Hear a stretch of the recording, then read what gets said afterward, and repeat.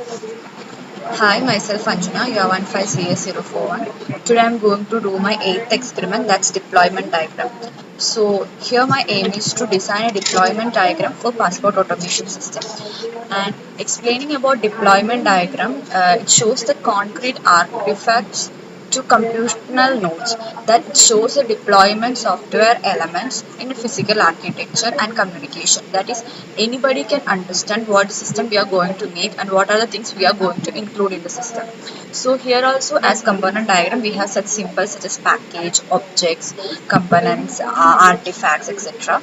And here also we have some dependencies like association, etc. So now let's check if my diagram, and this is my diagram over here, and this is called as package. In the deployment diagram we have three phases such as front end, server end and back end. And in front end we will be having the user, and in the server end we will be mainly having the web servers, and in the back end we will be having those who are admin or database or those who are supporting the system. So first I will explain about the front end. In my front end there is only one thing, applicant. Inside that I have added some artifact, that's login, submit details, payment, get passport and logout. And these are the artifacts what that applicant is going to do in the front end.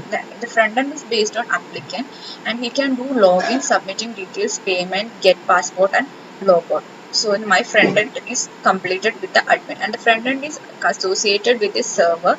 A server can be any type of server, web server or anything. And here the duty of the admin is to verify the login details. Verify the login details. Also they can check the update the details whatever the applicant or the front end is giving. And the third one is that we have backend. Backend consists of two people, passport officer and police.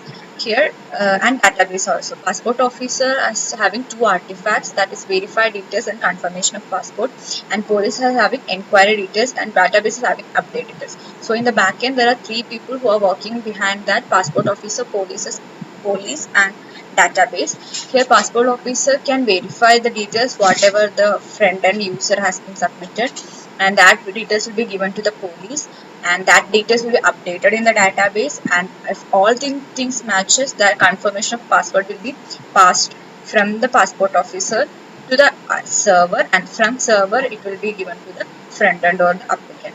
So this is the system that which we can know the software elements what we are going to implement.